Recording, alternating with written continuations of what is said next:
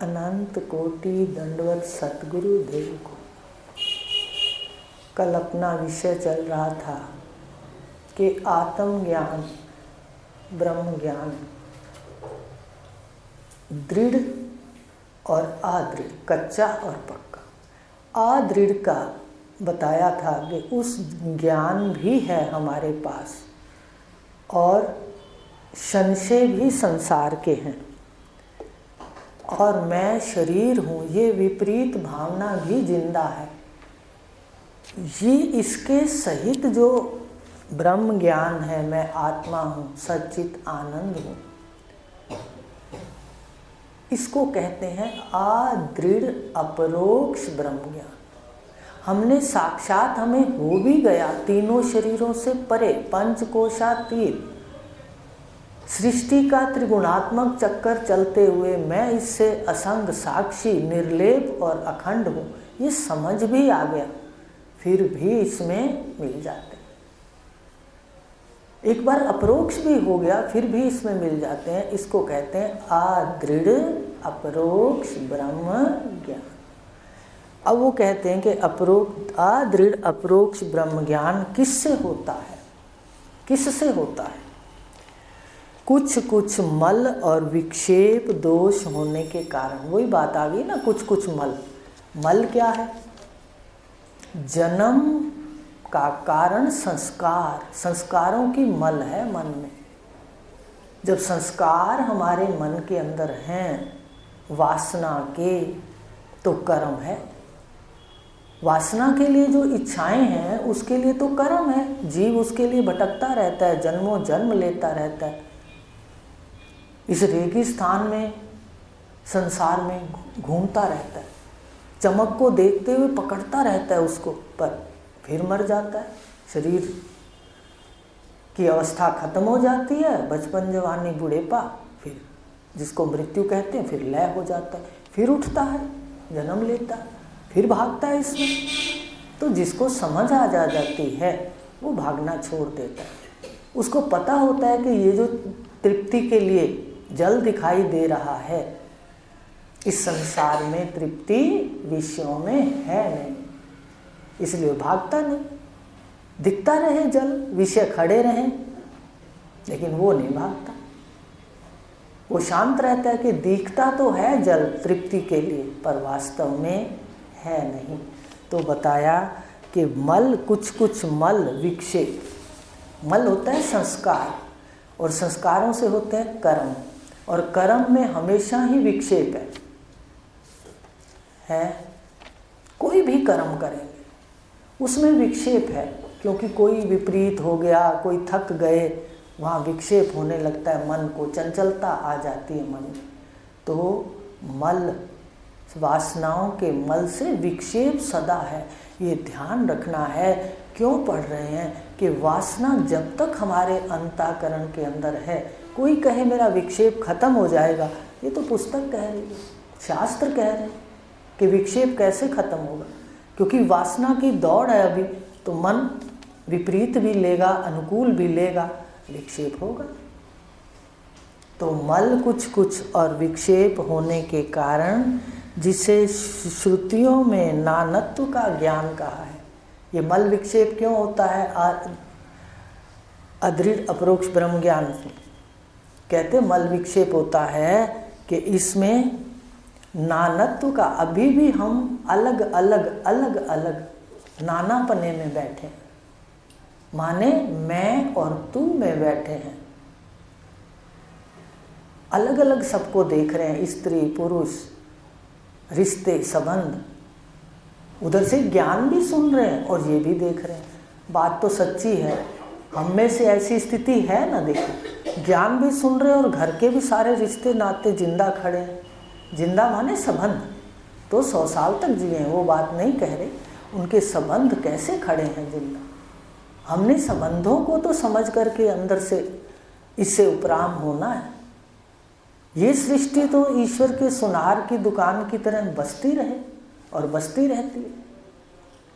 हमें अपने मन की तारों को यहाँ से उठाना है, उसको काटना है, आसक्ति की तारों को। तो कहा कि मल विक्षेप दोष के कारण नानत्व का ज्ञान है, जिसे ब्रह्म की अद्वैतता के असंभावनपन का ज्ञान है, जिसे भेदवादी, अब ये ध्यान से सुनना, भेदवादी और पामर पुरुषों के संग के संस्कार हैं। जब हम अद्वैत तत्व में आते हैं, हमें कोई कर्म धर्म करना पड़े, असंग होके करो। यहाँ 10 बार ये बात बताई है, करना मना नहीं है, सब कुछ करना है, यज्ञ तप दान, पर असंग होके करना। और या भक्त हो तो अर्पण कर दो, भगवान ने कह दिया असंग होके करो, ये ना त्यागे करता रहे, कहा भगवान ने। लेकिन आसक्ति और कर्तापन त्यागना कि हो रहा है, अगर जरूरी है तो करना है, पर मैं करने वाला हूँ और फल चाहता हूँ तो वो कर्म बंधन का कारण है। तो हम भेदवादियों का संग करते हैं। भेदवादी का मतलब क्या है? जो परमात्मा को अलग कहीं मानते हैं और अपनी मैं को अलग। तो संग तो करते हैं द्वैत का और चाहते हैं अद्वैत, तो ये फिर बाधा आ जाती है। मान लो हम साधना करते हैं, फिर द्वैत वालों के संस्कार डाल लेते हैं, वो कहते हैं भाई परमात्मा तो वहाँ है, और हम ये मान लेते हैं, तो वो कभी तो हम इधर आते हैं कभी उधर, तो मन क्या हो जाता है? त्रिशंकु हो जाता है। वो ना तो उस सड़क पे चल सकता है और ना ही उस पर। इसलिए हमें निश्चय हो जाए, कहा ना पहले कि भाई उस निश्चय हो जाना चाहिए कि अद्वैत तत्व ही सत्य है। आखिरी मंजिल छत जो है वो अद्वैत ही है। ये घर है और यहाँ पहुँचना है। जितने मत पंथ हैं सारे सफ़र कर रहे हैं, कोई कहाँ स्टेशन पे छोड़ता है, कोई कहाँ पर, और आखिरी मंजिल है तत्वम असि। तो ये कहा कि जिससे भेदवादी समझ गए, और फिर व्यवहार में भी भेद डलाए, निंदा चुगली करके।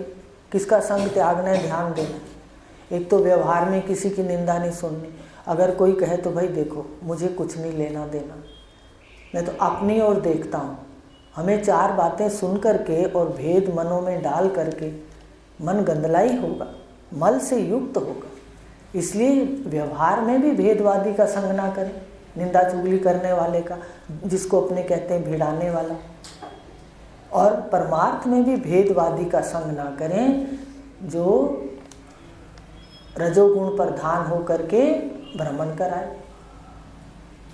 ऐसे जाना बुरा नहीं है, पर परमात्मा को ढूंढना कहीं और, पहले अपनी ओर खोजे, फिर देखें कि परमात्मा कहाँ है।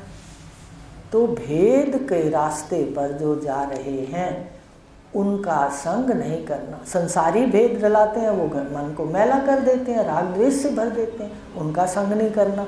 परमार्थी द्वैत वालों का संग करेंगे तो कभी तो कहेंगे कि तत्वमसि, कभी कहेंगे परमात्मा है, वहाँ रहता है। तो इस प्रकार भेदवादियों का संग, ये परहेज है। ब्रह्म विद्या की दवाई ले रहे हो, जन्मों के बंधन काटने के लिए, जन्म मृत्यु का महा रोग काटने के लिए दवाई ले रहे हो गुरु से, तो ये परहेज है। कौन सा परहेज है? भेदवादियों का संग त्याग, दोनों तरफ आ रही है समझ।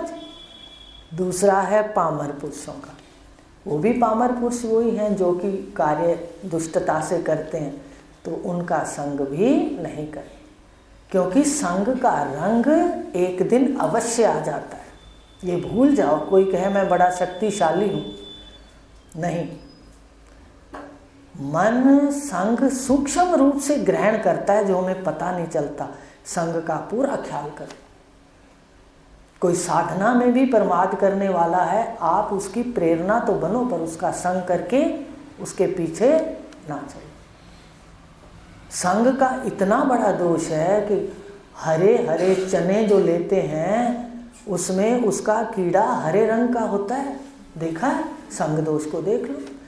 आप पेड़ों पर देखो, जंगलों में जाओ, वहाँ पर जैसे पेड़ों का रंग है, सर्प का रंग वैसा ही होता है।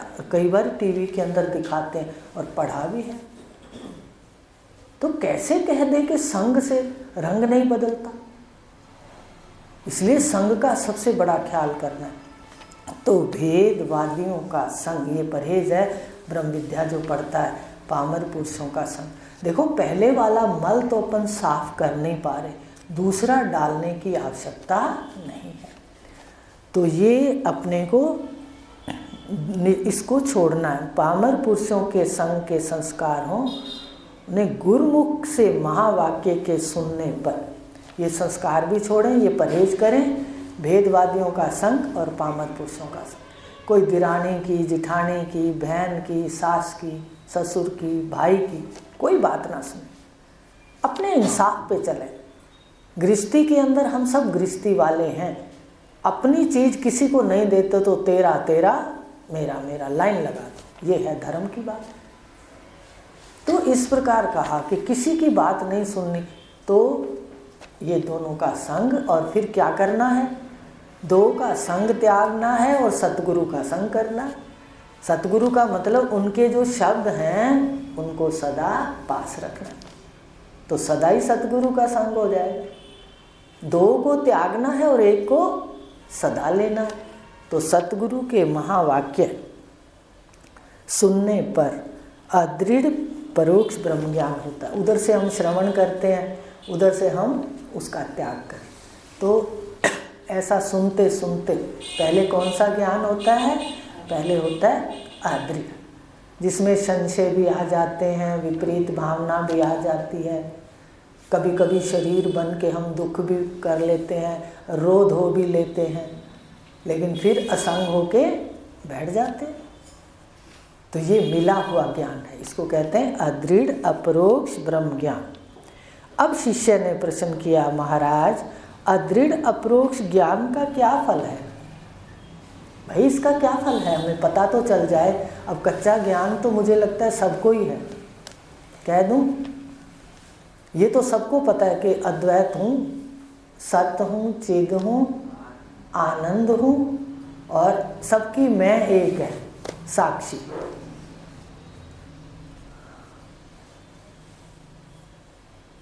है सबका नाम साक्षी और सबकी राशि चेतन, राशि चेतन और नाम साक्षी। सबकी राशि मिलनी चाहिए ना, देखो मिलनी चाहिए कि नहीं। जब राशि भी एक है चेतन और नाम क्या है सबका, साक्षी। तो कहा कि ये जो ज्ञान है, फिर इस अपरोक्ष ब्रह्म ज्ञान का क्या फल है, मुझे क्या मिलेगा? ये तो मुझे हो गया, पर पता होना चाहिए।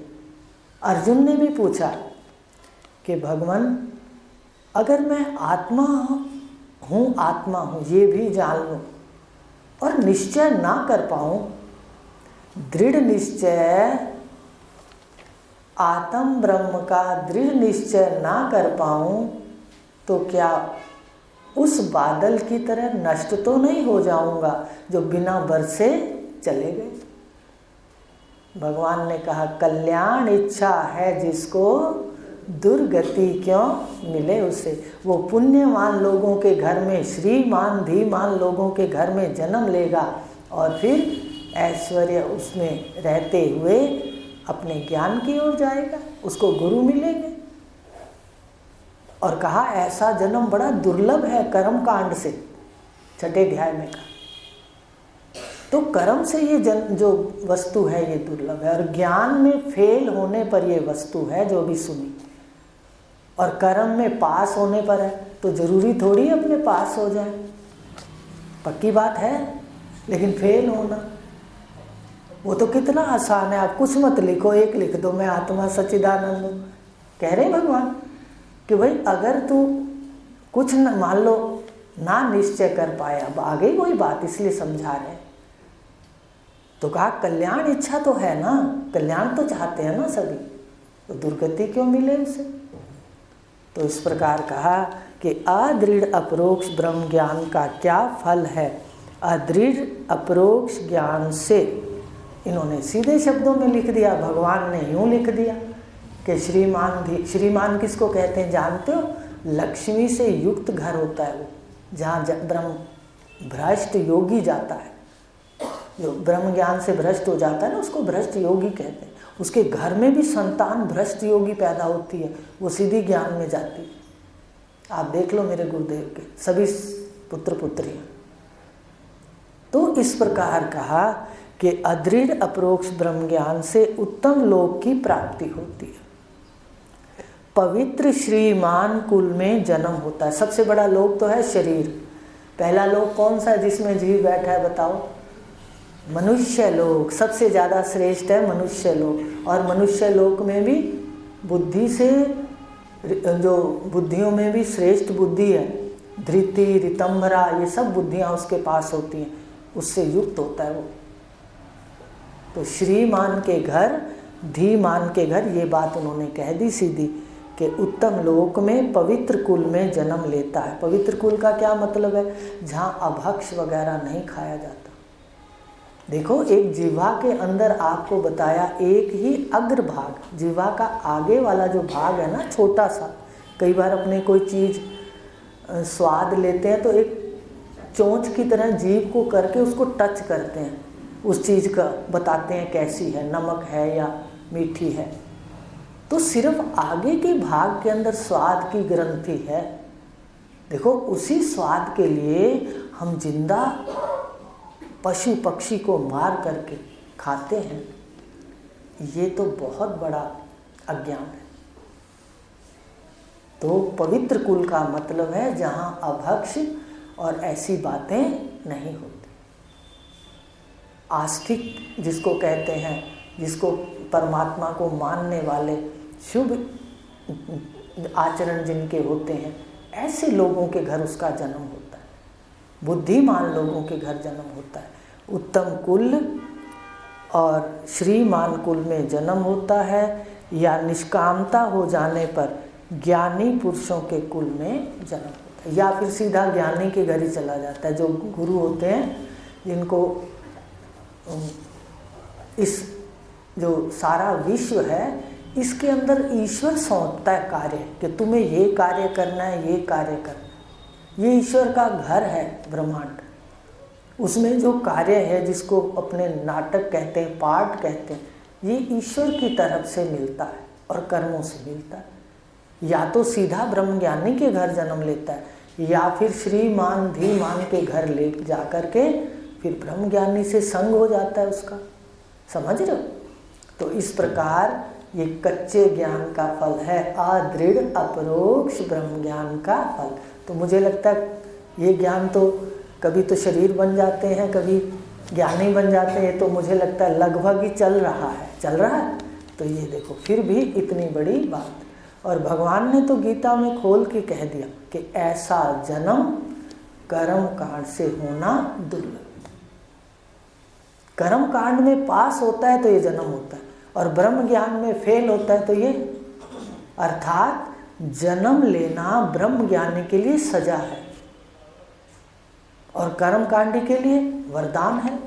ऐसे घर में जन्म होना कर्म कांडी के लिए वरदान है, और ब्रह्म ज्ञानी जन्म लेके फिर कर्मों से जूझे।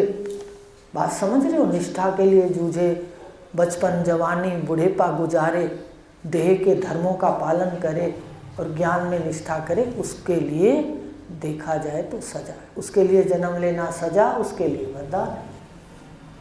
ये भगवान कह रहे हैं कि जन्म लेता है और फिर ये जन्म दुर्लभ है इस मनुष्य शरीर के अंदर, जो तत्व ज्ञानी लेता है। ज्ञानी पुरुषों के घर में जन्म होता है। समझ आ गई? अदृढ़ अपरोक्ष ब्रह्म ज्ञान जो आज पढ़ा, घर जाके इसको पढ़ना, फिर मनन करना, और आपके पास इसमें भी है सुनना। अब आगे वो प्रश्न करता है, अदृढ़ अपरोक्ष ज्ञान कब पूर्ण होता है? अब ये तो बात अपन बाद में देखेंगे, कल इसका मनन करेंगे। पर आपको बता दिया कि अभी कोई ये ना समझे मुझे दृढ़ हो गया, अभी सबका लगभग ज्ञान अदृढ़ ही है, भले अपरोक्ष हो गया हो पर है अदृढ़। ओम पूर्णमदा